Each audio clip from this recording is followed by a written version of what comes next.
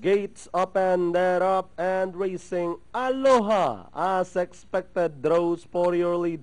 Admiral Contender in second. Dr. Choice by the rail. Angie Red and Gondor is bringing up the rear.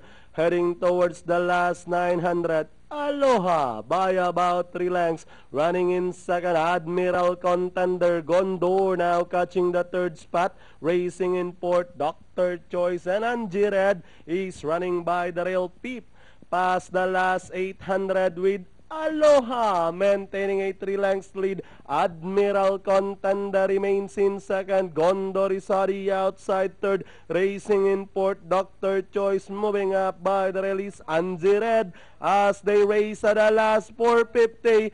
Aloha leading the field.